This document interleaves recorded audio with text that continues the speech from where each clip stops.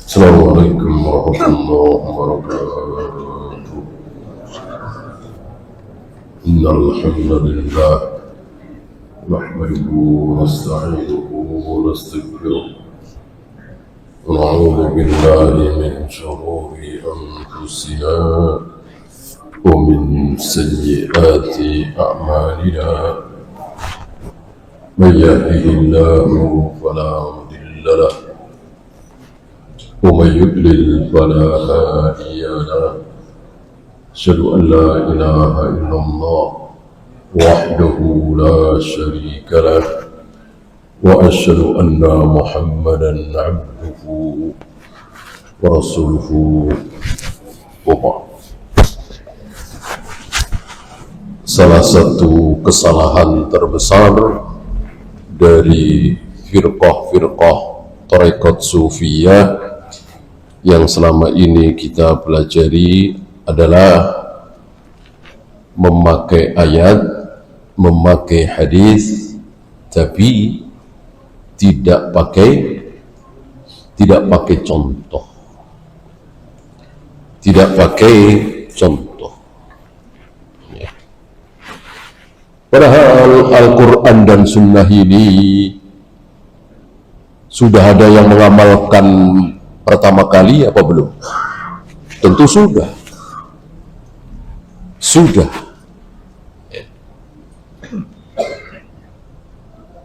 Dan mereka sudah dijamin oleh Allah pasti benar, pasti pas, pasti masuk surga, pasti diridhoi, pasti diampuni. Al-Quran yang memastikan. Kenapa ngarang sendiri? Salahnya di situ. Sepertinya saya pernah sampaikan di majelis ini bahwa tahun 80-an, 1980, di negeri kita ini ada proyek besar. Proyeknya bagus. Proyek di mana dengan proyek itu diharapkan para dosen, para guru, para dokter, para PNS menjadi jujur, menjadi amanah, tidak korupsi, kerjanya bagus dan seterusnya dan seterusnya. Dikenal waktu itu dengan istilah penataran. Yang sudah hidup tahun 80-an mungkin bisa jawab. Penataran P4. Ya, penataran P4. Tujuannya bagus kan? Dari mulai karyawan, dosen, guru, mahasiswa SMA, SMP sampai TK ditatar P4 ini. Tujuannya bagus sekali. Ukuran dunia ya, supaya jujur, supaya amanah, supaya tanggung jawab, kerjanya bagus dan seterusnya dan seterusnya. Entah berapa miliar, berapa triliun biaya yang dihabiskan. Setahun, 2 tahun, 3 tahun, 4 tahun, ya. Sampai tahun 90-an, bahkan sampai tahun 98. Ada pertanyaan, berhasil apa gagal? Gagal apa berhasil? Ya, jujur semua orang menjawab gagal total.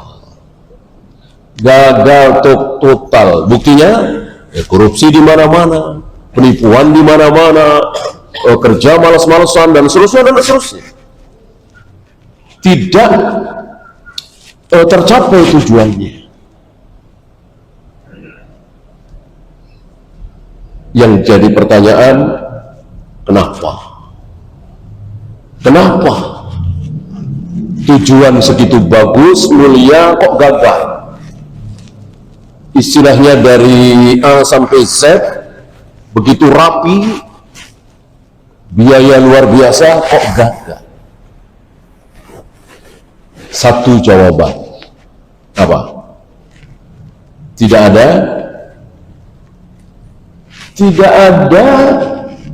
pengamal teladannya, tidak ada uswahnya, qudwahnya. Ya. Barangkali Pak Harto dan menteri-menterinya tidak berani mengatakan kamilah pengamal P4 nomor 1 teladan, enggak berani. Padahal pencetusnya sendiri, yang mencanangkannya sendiri, tidak berani menjamin. Ya, pengamal P4 nomor 1 itu mana? Nggak tahu. Jadi sekedar teori, tulisan, perintah, maka gagal. Beda dengan Islam. 30 juz dalam Al-Quran, 114 surat. Siapa yang paling pas, paling benar pertama kali mengamalkan? Semua jawab dengan sepakat, Rasul dan para sahabat.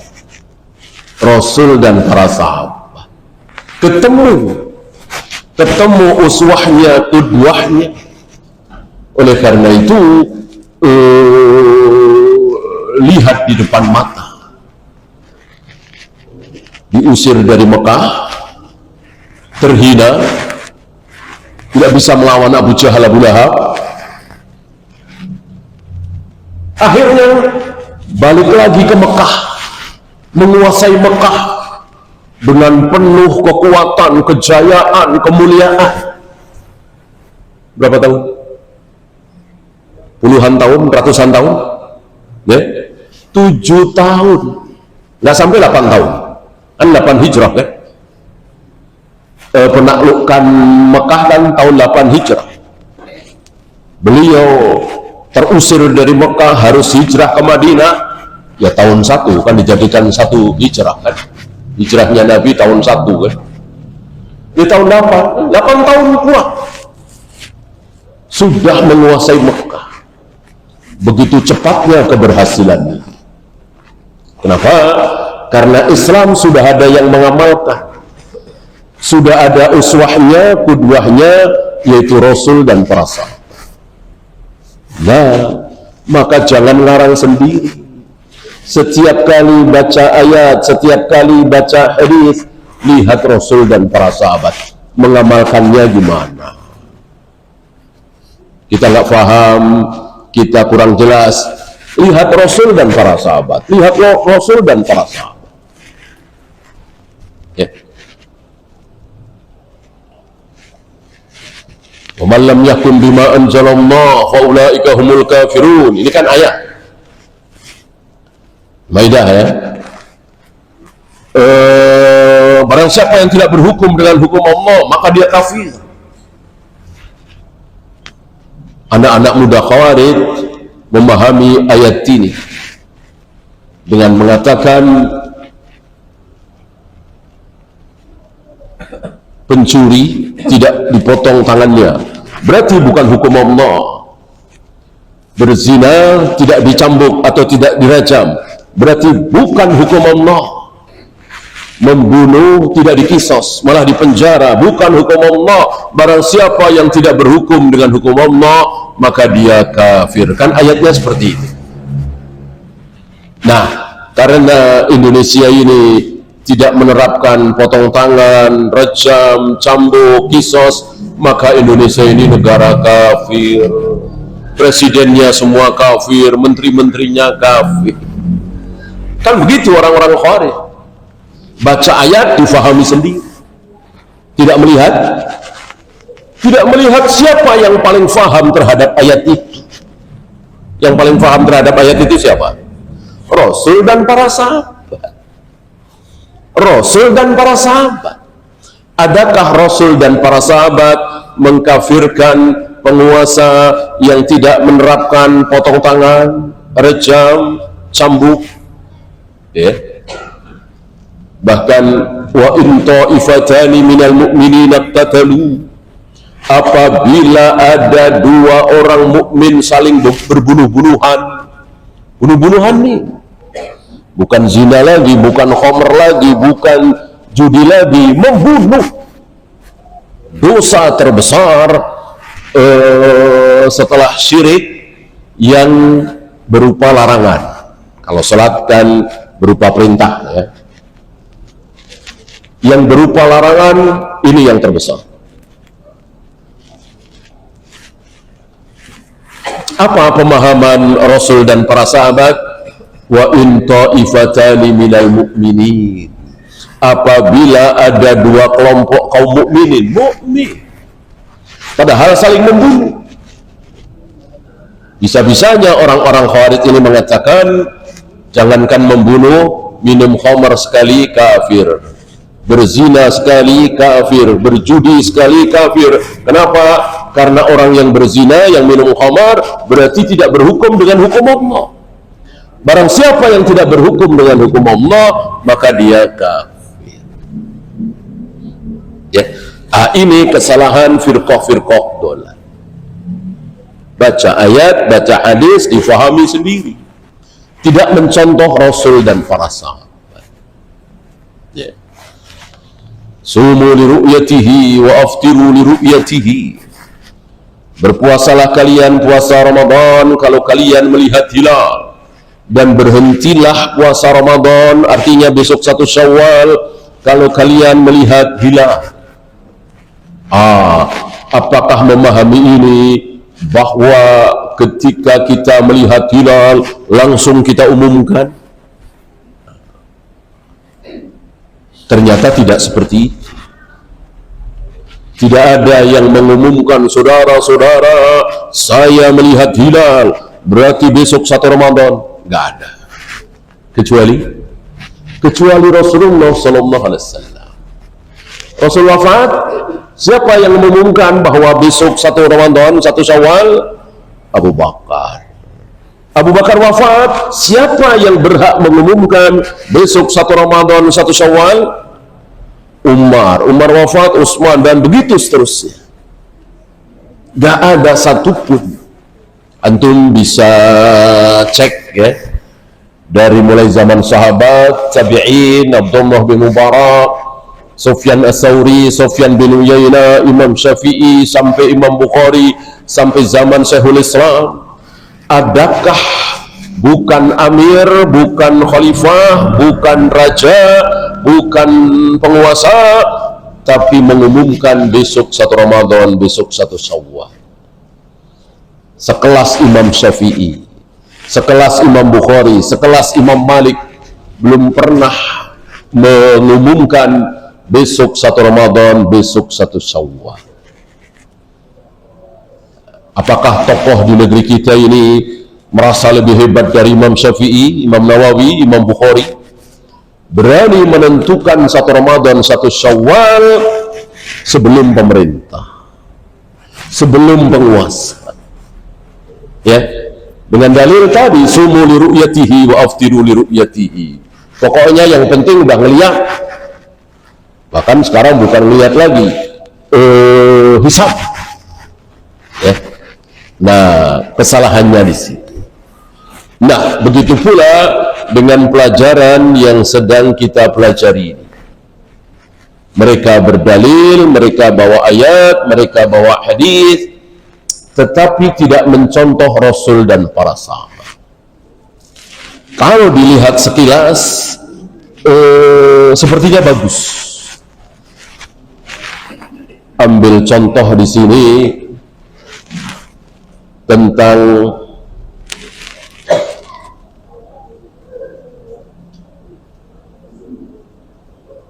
lapar, ya.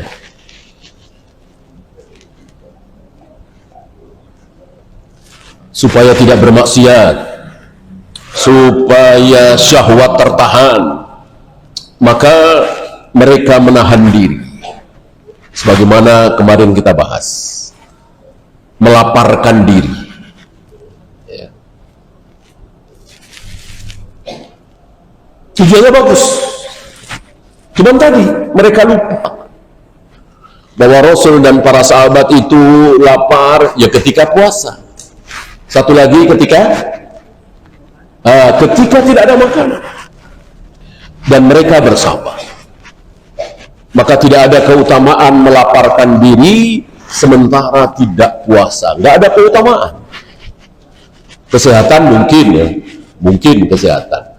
Kalau keutamaan secara barokah, secara pahala, tidak ada.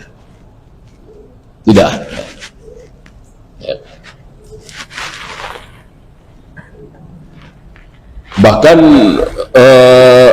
ada madhab Barohimah alladzina la yarawna dzabhal hayawan. Madhab yang sesat ini, mereka meyakini menyembelih hewan itu tidak boleh. Betapa butanya mereka terhadap Rasul dan para sahabat. Rasul berapa kali menyembelih hewan dan menyukai daging. Yang paling enak, ya kan? Makan daging. Luar biasa. Ini tarekat sufiah ini tidak mau.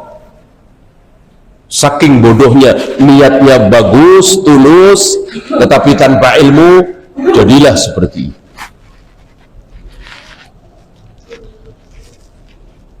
Waqad kana Rasulullah sallallahu alaihi wasallam ya'kulul lahma wa yuhibbuz zira'a minasy-syat. Semua orang tahu bahwa Rasulullah sallallahu alaihi wasallam memakan daging, bahkan para sahabat tahu daging sebelah mana dari seekor kambing itu yang disukai oleh Nabi. Daging yang sangat disukai oleh Nabi adalah paha kambing. Berarti para sahabat tahu, dan Nabi tidak sekali dua kali, makanya para sahabat tahu. Ya. Kan Nabi tidak seperti kita, ya, apa aja cerita, ya. Jadi para sahabat tahu Nabi itu bukan karena Nabi cerita, tapi karena Nabi menyukai makan ini, sering makan paha kambing. Akhirnya para sahabat menyimpulkan bahwa salah satu makanan kesukaan Nabi adalah paha kambing. Kemudian Hasan Basri, wa kana al-Hasanul Basri yashtari kulla yaumin lahman. Setiap hari beliau membeli daging. Seorang Hasan Basri, seorang tabi'in, murid dari sahabat.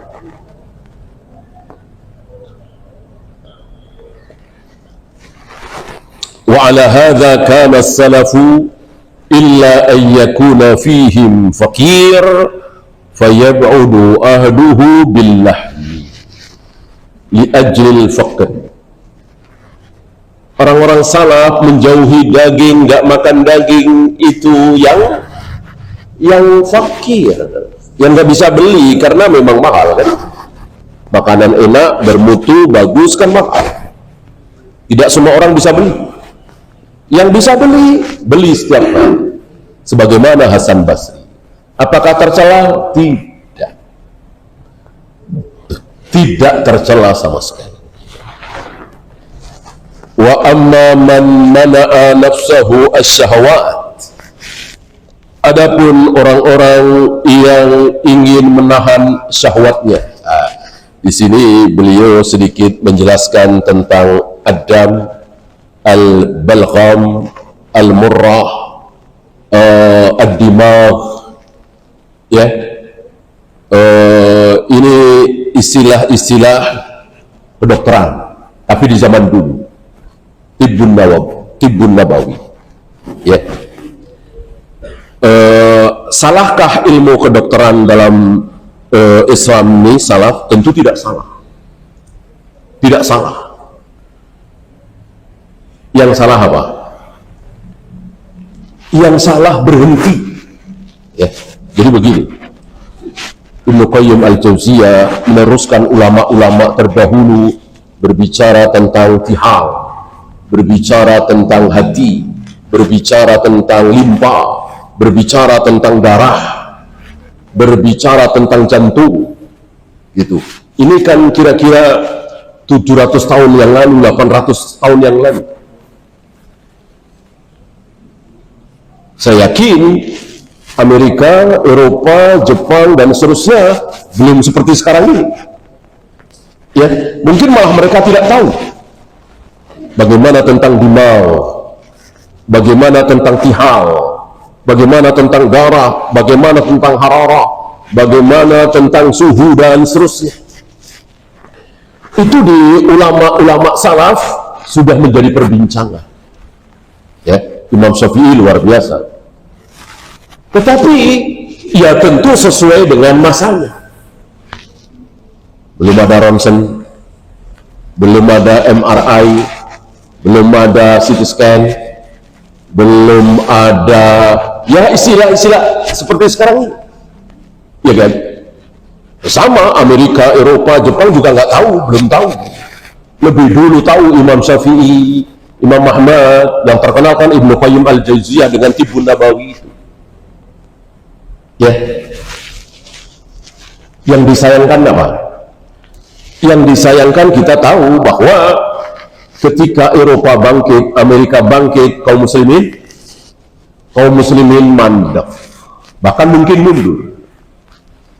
Sesuai dengan janji Nabi. Ya, ketika kaum muslimin mengejar-ngejar dunia, ketika kaum muslimin cita-cita terbesarnya adalah dunia, Allah tutup dunia itu. Ya. Mulailah yang mempelajari tentang ilmu kedokteran ini diambil oleh orang-orang Eropa, Amerika, Jepang, dan seterusnya. Kaum muslimin mandek di situ. Nah, mandeknya ini yang sangat disayangkan. Mestinya diteruskan. Ilmu agama, ibadah mahdhah berkembang apa tidak? Sholat, wudu, tayamum, berkembang apa tidak ilmu itu? Berkembang apa tidak? Tawaf, sa'i, berkembang apa tidak? Tidak. Nah, ilmu kedokteran, kesehatan, berkembang apa tidak? Tentu berkembang. Tentu berkembang. Nah, sangat disayangkan mandek ketika bid'ah menyibukkan kaum muslimin disibukkan dengan bid'ah, yang maulid, yang ini, yang rajabah, yang salat, lalu berpikir tentang dunia kedokteran ini mandek. Ya, yang terus berjalan Eropa, Amerika, Jepang, dan seterusnya. Nah, hari ini atau mungkin dari sekitar 40 tahun yang lalu, 30 tahun yang lalu sampai hari ini, banyak saudara-saudara kita yang meneruskan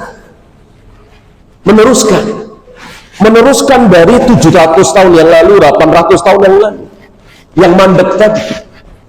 Sementara apa yang ditemukan oleh orang-orang kafir, mereka nggak mau. Salahnya di sini. Ya, jadi tetap dengan hararah, tihal, ini panas, ini dingin, gitu. Nggak terima dengan CT scan, operasi. Ya, salahnya di sini. Dikiranya mereka mengira bahwa ilmu kedokteran itu seperti ilmu agama. Ada bid'ahnya. Kalau ilmu agama jelas ada bid'ahnya. Yang tidak ada di zaman Rasul dan para sahabat bid'ah. Tahlilan bid'ah, muludan bid'ah, manakiban bid'ah, salawat nariyah bid'ah. Karena di zaman Rasul dan para sahabat tidak ada. Nah, ini ada ilmu kedokteran tapi bid'ah. Gitu. Apa misalnya ronsen bid'ah. Kan nggak ada dari di Tibbun Nabawi, Ibnu Qayyim dan seterusnya, Imam Syafi'i, nggak ada itu. Tes darah, ronsen, operasi, itu bid'ah, nggak terima. Nah, sayangnya di situ. Jadi kembali mundur. Ya, sementara ini sudah maju luar biasa. Kenapa tidak digabungkan? Kenapa menolak ini? Maka tanpa cek darah, tanpa laboratorium, hanya di lus-lus ujung jarinya, lalu bilang Bapak kolesterol tinggi. Ini asam urat tinggi juga, cuman dilus-lus ujung jarinya. Sementara yang sono darah dikeluarkan, masukkan ke lab, hasilnya begini-begini. Apa itu bukan ilmu? Kalau ilmu bukan agama, siapapun yang menemukan, Allah kasih. Ketika berusaha, ketika belajar, Allah berikan hidayah. Hidayah keempat, antum masih ingat 5 macam hidayah? Ada hidayatul taufik, ada hidayatul bayan, ada hidayatul am, ada hidayatul khas. Ya. Siapa yang memberikan hidayah, siapa yang memberikan petunjuk kepada siapa misalnya, Thomas Edison misalnya, ketika dia berpikir, belajar, lalu menemukan bola lampu, yang memberikan hidayah siapa? Siapa kira-kira? Siapa kalau bukan Allah Rabbul Alamin? Dalam hal ilmu dunia, Allah nggak pilih-pilih. Kafir, nggak pernah sholat tentunya, nggak pernah mandi junub, tapi Allah kasih hidayah, akhirnya ketemu. Ya, yang menemukan apa misalnya ilmu bangunan, Sosrobau misalnya, nah, itu kan orang kafir. Ya, siapa yang belajar, Allah berikan hidayah. Nah, ini sangat disayangkan di situ. Nah, di sini beliau membahas tentang ini kan kira-kira 800 tahun yang lalu. Ya, tentu belum ada ilmu-ilmu seperti ronsen, cek darah dan seterusnya. Maka beliau membahas tentang tihal misalnya, darah misalnya, dam, kemudian hararah, barudah, ya, istilah-istilah kedokteran dalam bahasa Arab. Dan istilah itu dulu, dan tentu sekarang sudah berkembang. Maka di Arab sendiri, di Saudi sendiri, di Mekah, Madinah, para dokter ya tetap dengan ilmu sama dengan yang ditemukan oleh orang-orang kufar itu. Ya, dokter-dokter di Mekah, di Madinah, di Jeddah, apa semua pakai tibun nabawi saja, bekam semua begitu. Antum pernah barangkali ke rumah sakit di Madinah misalnya, asal masuk di bekam begitu? Ya, ya tentu tidak. Tentu tidak. Ada sesuatu selain bekam yang bisa dipakai.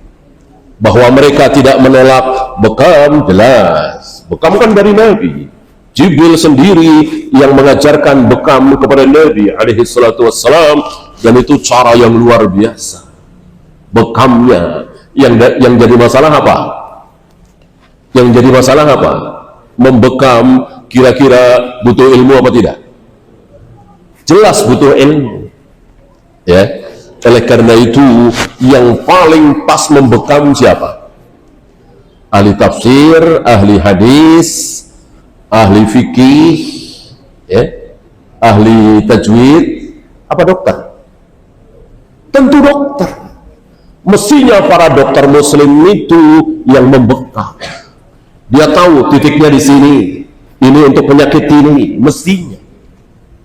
Ya, kenapa ini dipisahkan? Kalau dokter nggak terima bekam, yang ahli bekam nggak terima teori dokter, ya, tentu ini sebuah kekurangan. Ya. Bekam dari Nabi, habatus sauda, madu dari Nabi, tentu kita tidak ragu pakai. Tapi seandainya ada orang kafir yang menemukan cara yang Nabi tidak ajarkan, kenapa ditolak? Bukti sudah banyak, gitu ya. Yang Nabi semuanya sudah ajarkan adalah gak mungkin tertinggal, pasti sudah diajarkan oleh Nabi, adalah agama, ibadah. Tidak ada satupun jalan menuju surga kecuali sudah dijelaskan oleh Nabi. Tidak ada satupun jalan menuju neraka kecuali sudah diterangkan oleh Nabi. Adapun tentang kesehatan, tentang ekonomi, tentang strategi perang, semuanya sudah dijelaskan oleh Nabi? Tentu tidak. Tentu tidak. Nabi hanya menjelaskan sedikit. Ya. Karena itu tidak ada hubungannya dengan surga dan neraka. hubungannya dengan apa yang ada di dunia ini. Ya. Kemudian wa ma'lumun annal badana matiyatul adami, sebagaimana semua orang tahu bahwa badan itu, tubuh itu menjadi kendaraan manusia. Kita ini bisa ke sana, bisa kemari kan dengan badan kita, ya kan? Kita ke masjid, kita ke majelis ilmu, kita ke tempat orang tua silaturahim kan dengan badan kita, fisik kita, tubuh kita. Wa mata lam yurfaq bil matiyati lam tablu, barang siapa yang tidak memperbaiki kendaraannya, dia tidak akan sampai tujuan. Kita semua punya kendaraan kan? Tentu kendaraannya yang bagus, yang enak, yang tenaganya kuat, yang kuat nanjak dan seterusnya. Tentu kita perbaiki, jangan kita sia-siakan. Itulah badan kita. Bagaimana orang-orang tarekat sufiyah ini badan tidak diperhatikan? Seperti kemarin kan, makan kalau betul-betul lapar, sampai mengatakan apa kemarin? Aku tidak makan kecuali di saat apa? Di saat babi itu, bangkai itu halal bagiku. Ini kan bodoh sekali.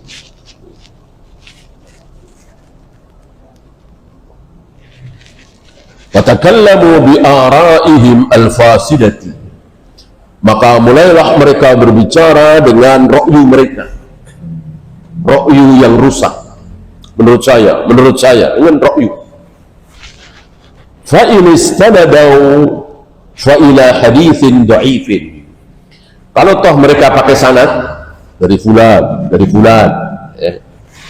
sanad ini memang agama. Al-ilmu haddatsana, ilmu yang sesungguhnya adalah haddatsana, dari fulan, dari Abu Hurairah, dari Rasulullah, dari fulan, dari Ibnu Abbas, dari Rasulullah, dari fulan, dari Aisyah, dari Rasulullah. Itu yang betul-betul ilmu. Maka dikatakan oleh Imam Asy-Syafi'i, al-ilmu haddatsana, ilmu adalah dari fulan itu sampai ke Rasulullah. Adapun di luar itu adalah was-was syaitan.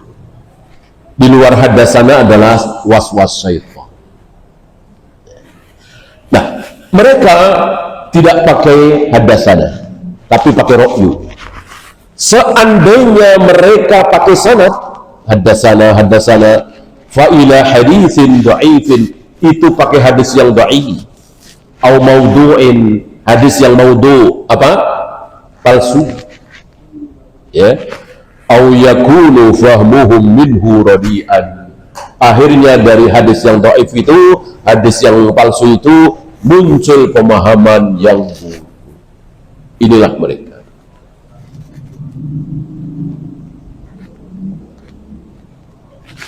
Kemudian beliau membawakan ucapan Abu Hamid. Siapa kemarin Abu Hamid? Al-Imam Al-Ghazali. Seseorang yang akhirnya taubat dari ilmu filsafat, tapi tidak sepenuhnya berhasil. Ya. Ingin taubat, tapi tidak sepenuhnya berhasil.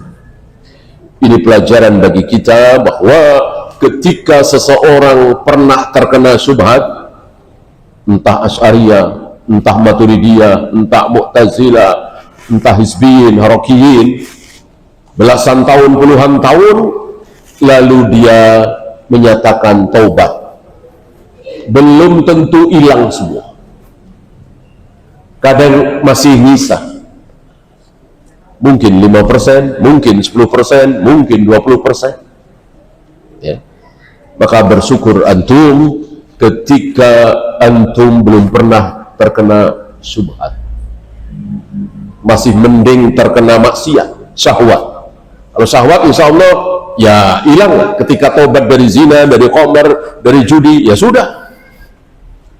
Kalau tobat dari harokiyin, hisbiyin, asy'ariyah, maturidiyah, jami'ah, rafidah, ada saja yang nyisa. Namanya juga subhat. Dia mengira yang ini bukan subhat nih, padahal subhat. Ya kan?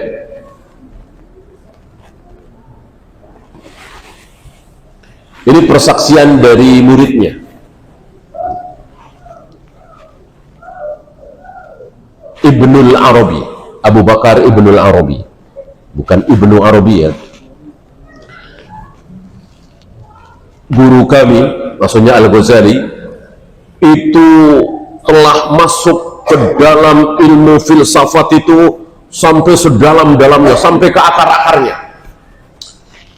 Dan guru kami akhirnya meninggalkan ilmu filsafat, mau keluar dari ilmu filsafat, tapi tidak sanggup.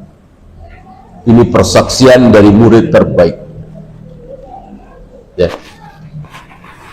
Nah, mari kita lihat apa yang menjadi salah satu subhat beliau Al-Ghazali. La yanbaghi lil muridi idza naqat nafsuhu ila al-jima', tidak pantas, tidak boleh bagi seorang murid yang dimaksud ini istilah orang sufi ya, artinya yang ingin menjalani tarekat ya, istilahnya orang baik lah, orang suci, orang pilihan. Ketika ada nafsu untuk jima ya, ini contoh, ayyakula wa yujami'a, maka tidak boleh dia makan lalu jima. Kenapa?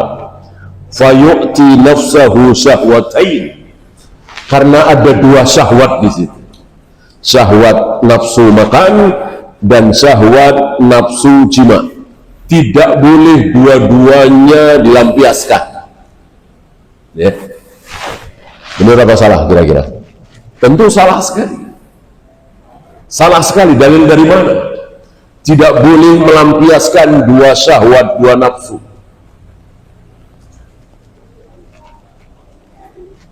Maka beliau langsung bantah, wa hadza qabihun fil ghayah, ini betul-betul buruk dan sesat.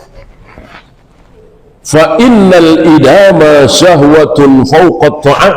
Ambil contoh misalnya makan lalu memakai lauk pauk, tentu ada dua syahwat di situ, ada dua keinginan, bahkan 3, 4. Apakah ini menjadi masalah? Tentu tidak. Kemudian beliau membawakan dalil bagaimana Rasulullah menjima istri-istrinya dari habis asar sampai sebelum maghrib. Mandinya berapa kali? Mandinya 1 kali. Tafang ala nisa'ihi bi ghuslin wahid. Berapa kali mengumpulkan syahwat di situ. Betapa buruknya tarekat-tarekat sufiyah ini. Ya. Fahalla iktasara ala syahwatin wahidatin. Dalil dari mana tarekat-tarekat sufiyah itu mengatakan, yang diwakili oleh Al-Ghazali ini, bahwa syahwat yang boleh dilampiaskan itu hanya 1. Kalau makan ya makan saja, kalau jima ya jima saja, kalau minum ya minum saja.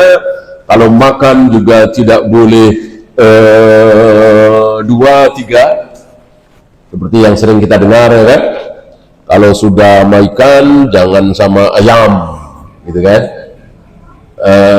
Ya kalau itu larangan Nabi tentu sami'na wa ata'na. Mana adakah larangan dari Nabi? Kalau ada tentu sami'na wa ata'na ya. Ketika tidak ada larangan, bagaimana seseorang berani melarang ini? Ya.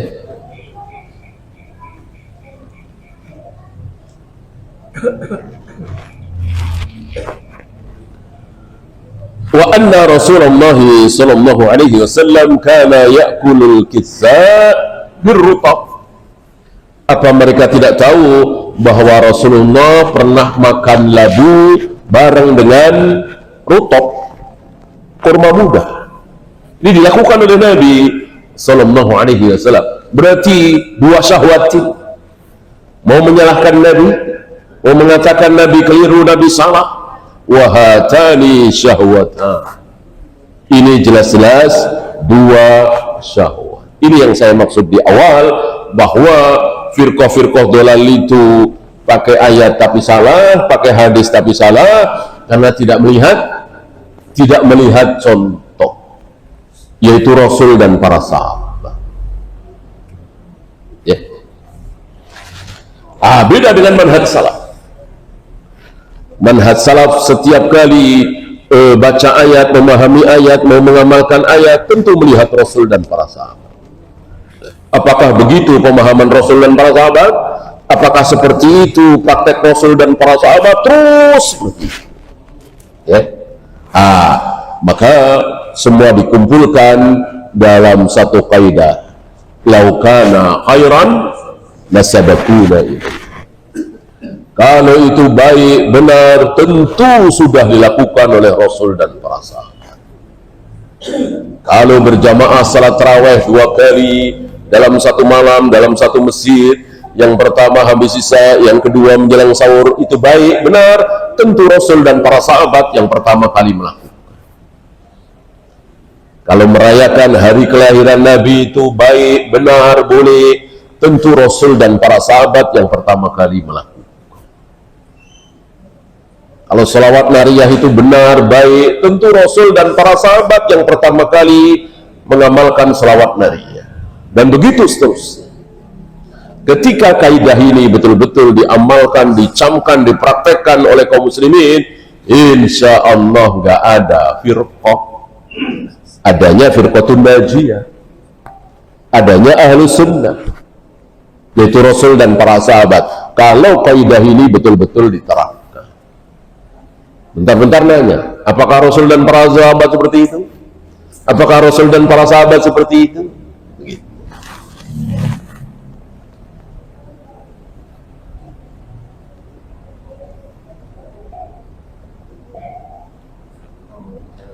Kemudian contoh Ats-Tsauri, Sufyan Ats-Tsauri, ya. Kana ya'kulul lahma wal 'inaba wal faludhat summa yakumu fayusalli. Siapa yang mau menentang imam besar ini, guru dari Imam Syafi'i? Beliau makan daging berbarengan dengan anggur, berbarengan dengan sesuatu yang diencerkan, mungkin seperti puding begitu. Kemudian beliau berdiri dan sholat. Ya. Inilah para salaf. Ya, silakan azan dulu. Sallallahu ala Muhammadin sallallahu alaihi wasallam. Akhiru da'wana alhamdulillah.